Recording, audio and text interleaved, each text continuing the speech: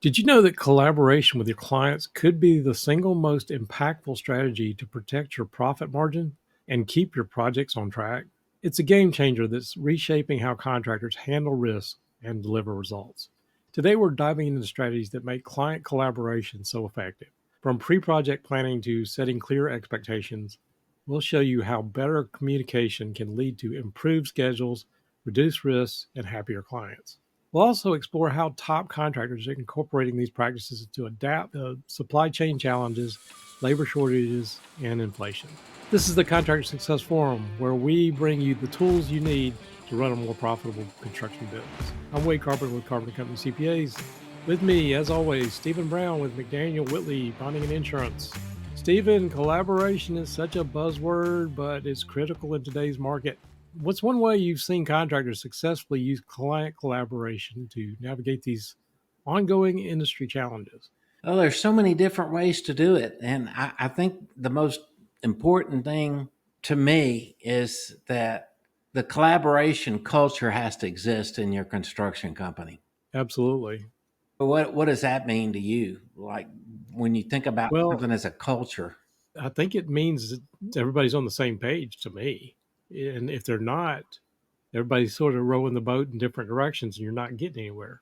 No, I agree with you. I see a lot of my customers, just there's a miscommunication between the sales staff and the project management staff, or the administrative staff isn't even brought in. And I've also see after the fact when they're bond claims because of incredible amount of miscommunication on a project. And it just doesn't need to happen, in my opinion. That's what this podcast is all about. Well, getting together, I think sometimes that does go to the culture. And if people are not taught that you need to be working as a team, that's one thing I've always stressed to my people is we got to work this as a team. Otherwise, somebody's out sick or vacation, balls get dropped. So that's why everybody's generally familiar with what we do. And as far as like each client, and somebody can step in if, we have a backup. But in terms of construction, a lot of people don't have that. And sometimes it just goes, I'm not sure where your thoughts are on this, but I think a lot of times I see contractors have different systems, and those systems are not necessarily one guy bids a project one way with Excel, and one guy tries some kind of internet program to bid, and everybody's on different pages. So that's where my mind's going with this. What's your thoughts? No, you're right. The technological end of it is hugely important in how you communicate what's going on with the project. I guess the whole subject matter of why I wanted to discuss this, Wade, was just this Liberty Mutual Dodge report that I got, Liberty Mutual Surety. And Dodge did a survey among a couple of hundred contractors, basically talking about the change of managing risk and what they've seen. And the main thing I got out of that report was just the fact that in the last 5 years, from what they've measured, 80 to 90% of general contractors and trade contractors have realized how important client collaboration is because of inflation and because of job costs and because of the time frame to complete a project. Time frames to complete projects have escalated everywhere for a number of reasons. The time to finish a job has taken longer because of COVID.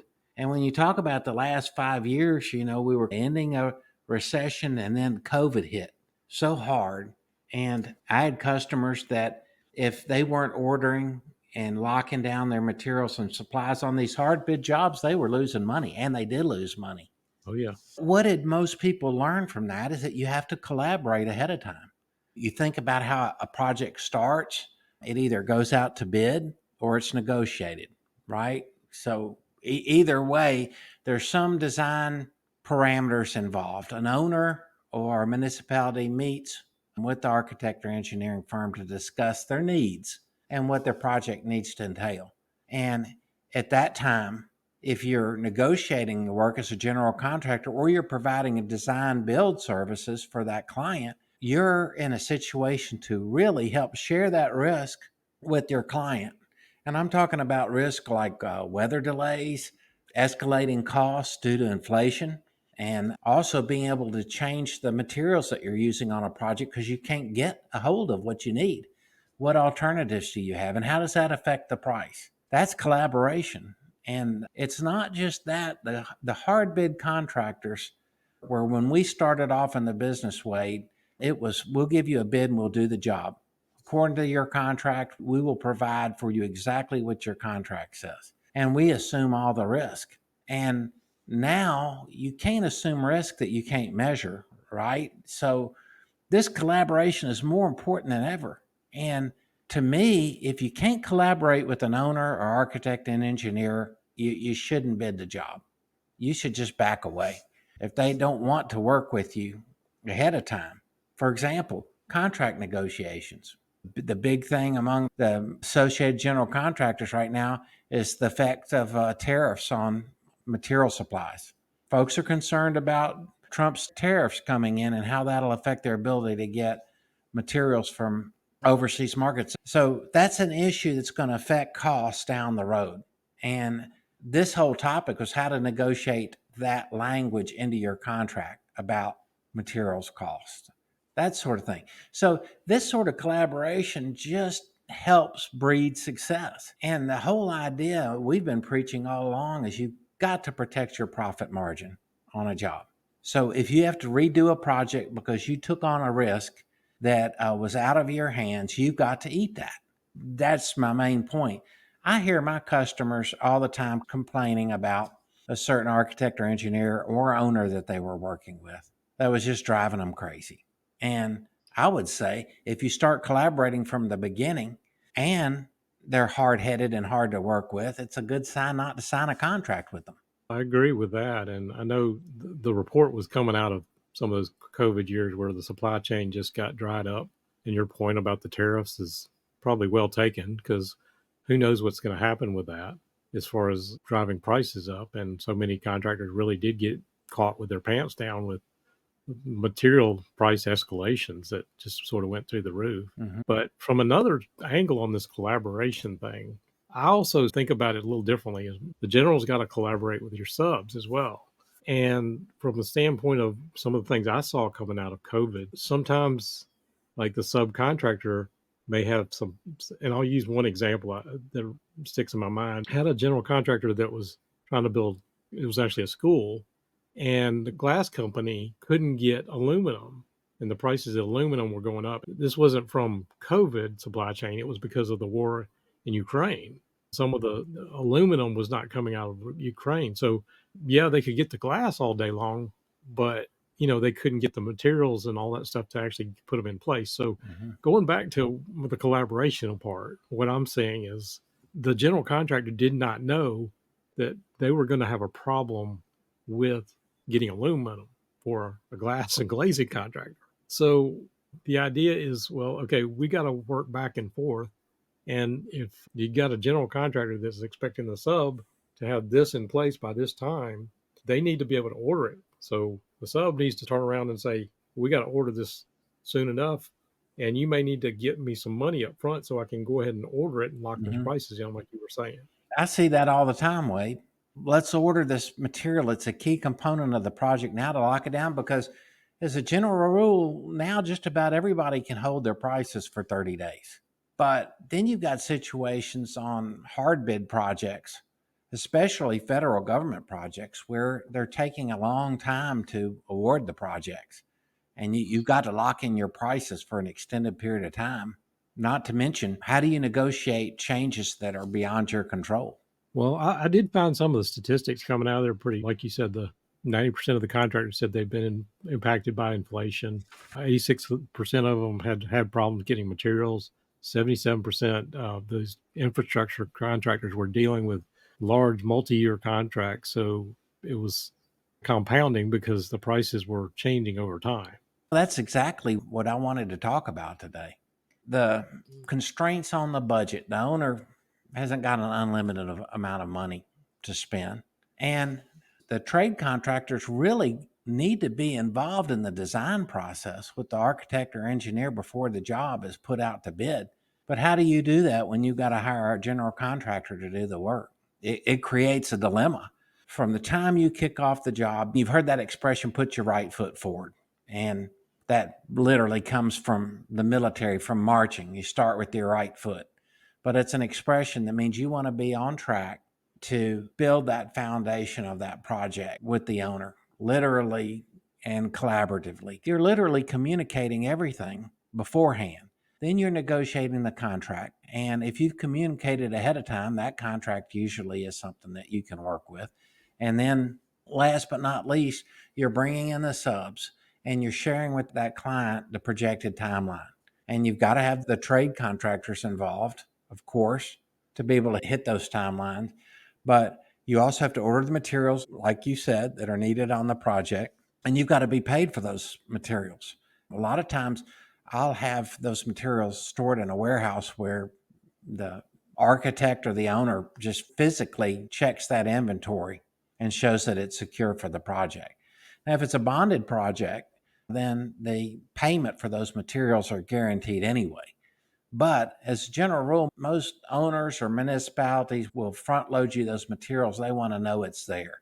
That takes some hard negotiation. You can't just ask for that after the fact. Well, going back to that, what you said about substituting materials, I think that report actually said 93% of contractors have been able to do things like substituting materials when they can. But your point about like architect being unwilling to change, and I think I told this story maybe 2 years ago because I had a multifamily contractor that told me a story about they were holding up on almost $1 million worth of retainage because they couldn't get the specific brand. It was a brand new version of not the fire alarm system, but like the lights and stuff like that. Nothing functionally different, but it was on a boat from China and they couldn't get it. And the fire inspector would not sign off on it because it was not this specific part. And the architect said this is what it had to be. So those kind of things where going back and collaborating with that architect or the owners or whoever to be able to get through that. That's point well taken. Well, I guess the good news is everybody's doing it now. I guess the main thing that I wanted our listeners to think about is this culture we were talking about saturated within our organization. Are we doing everything we can to make these collaborations take place? And how do we define what that looks like? Is our technology able to provide the reports needed to communicate properly in real time to the owners, to the clients? First of all, is that communicating amongst ourselves? And what's our ability to communicate that to the client? And that's usually not something that the project manager has to do. That's usually someone else within the organization or someone that facilitated the sale if it was a negotiated project. In the sales end of things, they're taking that information that the technology is producing to give the owner information from their system and talking with the project manager collaboratively. This is what we do as a team. One of our last podcasts were just on great hacks to use for 2025 and just how Otter AI can take notes in meetings for you and summarize that. Pivoting to the team, what you just said sort of goes hand in hand with what we've been saying about 41% of, according to this report, the general contractors building these stronger relationships with the subs made a lot of difference. They were talking about doing things like collaborating with the unions. And there's always a contentious relationship between somebody and having to deal with the unions, but being able to collaborate with them and getting the workers they need, because part of the issues that we've seen obviously is having the workforce available to do this, as well as this is along the same topic but not really covered in the report. Who knows what's going to happen as the Trump administration comes in and talks about deporting workers. And we can say all day long all these people are legal, but quite frankly I still have plenty of contractors that are out there that are not getting proper 1099s and those kind of things. And it doesn't take a rocket science to know some of them are maybe working with not legal immigrants. That's a risk of the project, weight, of course. Maybe not something that you have to collaborate with the owners, but it's all about collaboration. There's behind the scene collaborations. And I guess what I wanted to talk about more is the collaboration with the owners, with the clients, because good collaboration gets repeat business. We've talked about over the years, what's that key project that made you the most money? What made it so wonderful? And how can you replicate that over and over again? And almost always, there are repeat clients involved that are easy to collaborate with, that pay on time, and you can make a consistent profit doing work for them. Ideally, every one of your clients needs to be that way. But even if you're a federal contractor, you are working with contracting officers, some civilians, some military, all across the country. And those people, they know whether they like working with you or not. How do you help communicate with them? How do you help them look good in their jobs? And also, how do you comply with all of the regulations that are required?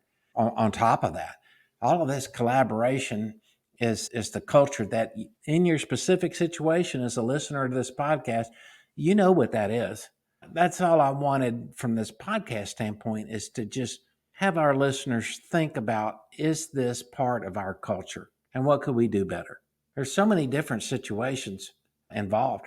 A lot of times I'll look at a certain contractor's website, especially a general contractor, and they stress collaboration. And trade contractors on their websites, they'll stress partnerships and the success of those partnerships.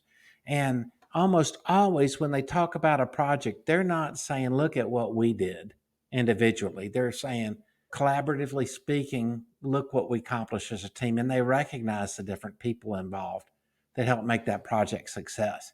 And everybody wants to work with people like that, wouldn't you say? Absolutely. And what you were talking about going back to working with your client, I think that's some good points. I was just looking at some of the statistics that were in that report. And as far as generating a good rapport with your client, the statistics in the report said 76% of them said it was very important to set expectations about inflation and supply chain with your client so that they're not disappointed, or I think they said project outcomes. 66% said we got to work on the project outcomes and communicate that to the client. And if you think that something, may, hopefully it comes in better, but don't say everything's going to be peaches and cream when there's something that could go wrong. There always something can go wrong in construction. But being proactive, that's another thing. About half of them said being proactive with your client can go a long way to enhancing that collaboration and feeling a partnership with your client. People do business with people they like to do business with. That's universal in every type of business. Why would it be any different in construction? What I've seen over and over again is the contractor saying, this architect, they're in outer space as far as their expectations. They can't even conceive of what we're going through. The architect is in another realm of reality of being stubborn about creating their artistic vision for what that project's going to look like. Then engineers being incredibly picky and demanding because they know how to engineer it, right? They know how to engineer it the right way. And I'm not going to be a part of signing off on something that's not done exactly the way I want it done. It's just not going to happen. But at the same time, you have an architect, an engineer, and an owner and a contractor that have worked together before and collaborated. They want to work in the future. And nobody gets paid if a project doesn't get completed. Maybe the suppliers might make money, but as a supplier, don't you want to repeat that business over and over again successfully? So this collaboration, what it looks like, what I've seen, the best possible best practices that I see my customers doing is they're sitting down, they're starting the project off right. And they're sitting down with the owner and they're saying, generally, this is what we do. What else do you want to know from us? And how often do you want that information? Well, we can do that or we can't do that. Okay.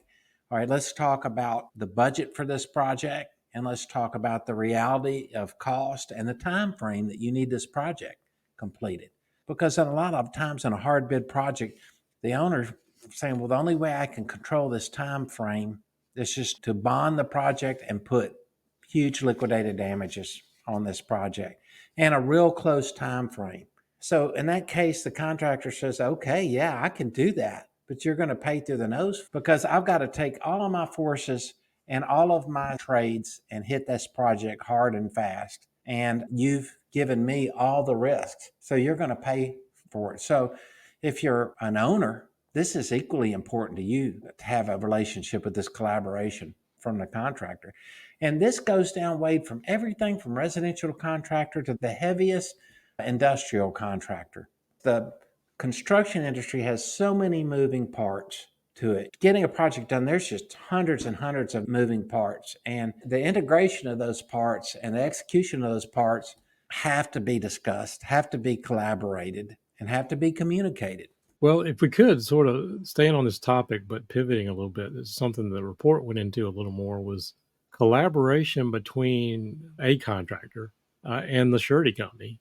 And I know the report said like 80% of the general contractors really felt working back and forth with the surety company reduced risk versus the trade contractors, the subs 15% or so valued that. Any thoughts on that from collaborating? Because I always felt like just from the working standpoint, but it also translates to the risk. Working with your bond agent as well as the surety company itself, their agents, that can go a long way. There's a lot to be said for that type of collaboration too.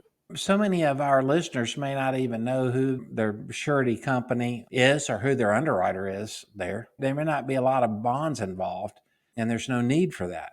But as the projects get larger and more complicated, the more you can communicate and collaborate with your surety, it's amazing the resources that a big, good surety company can provide a contractor that they don't utilize. Another thing, Wade, was just how much that report said technology was underutilized. There's so much technology involved on a construction project. Is your technology able to produce the information that you need to communicate with that client as well? And it looked to me from the survey that most of the contractors were way underutilizing technology for collaboration purposes. Yeah, I was looking at that. I think there's a lot of gains to be had in that. We had one episode where we talked about how the technology and GPS can, like on a grading contractor. But one of the things I thought was really interesting was talking about this, and I had seen some demos of this. I'd love to maybe get somebody on here that can talk about it. But the estimation software now is getting near universal adoption because it is saving quite a bit of time and increasing accuracy. You're exactly right. So when you're collaborating with your client and you're running different projection scenarios for them based on decisions to be made, if you can do that early on in the process, it's just going to get you more repeat business from that client and also the same type of business that you like to do over and over again. This report from Liberty Mutual Dodge was not just about collaboration, it was about managing risk going into the future. And the two go hand in hand. You want to manage the risk with your client. So that's why this is such a key component of our podcast today. When you're managing risk, you can manage safety. You can manage the risk involved with the financing if you're financing the project. You can manage the risk of your equipment. You can manage the risk of your ability to get your materials. What strategies do you have when you can't get your materials? All these things are things traditionally that contractors do that don't usually involve their clients. And I guess my point is, what can you be doing to involve your clients more that might help you develop a better relationship and separate that risk, transfer it to help mitigate that risk with the owner so you don't have to take it all on yourself. Almost always in every road building job, for example, there's a cost escalation guide for fuel cost because it's so dependent on fuel to manufacture asphalt and for all your heavy equipment needs. So that's built into all of the state contracts everywhere, basically. What else can you negotiate in with your contractors to protect yourself beside weather delays, the time frame, the ability to substitute materials, just like your glass contractor? They may have bid that project with the aluminum historically, and they have to replace those frames with stainless steel or some other product beside aluminum. What does that do to the cost? The main thing that I was getting from that Liberty Mutual Dodge report, Wade, was just the fact that in the last 5 years, managing risk has been more important than ever. And the most effective way of doing that is collaborate with your clients. And I would argue not only is that a smart thing to do, but it's a way to protect your profits, which is everything. And it's a way to minimize your risk. And more importantly, as well, it gives you the ability to have a good track record going forward to get more of the type of work that makes you the most money. Well said. Okay. Well, if there's nothing else, I guess the takeaway today, I guess if you're a contractor, don't navigate these challenges alone. Work with your suppliers, your owners, and think about your sureties, everybody. And it can go a long way to not only your short term success, but long term success. That's right. Okay. Well, thank you, Stephen. That's been great. If you got any thoughts or feedback on today's discussion, always happy to answer questions or hear your thoughts on topics you'd like us to cover. Drop them in the comments below. Wanted to thank you for listening to the Contractor Success Forum. For more information, visit the contractsuccessforum.com or Carpenter CPA's YouTube channel. If you enjoyed the episode, please share, subscribe, do all that stuff. Follow us every week for new episodes, and we will look forward to seeing you on the next show.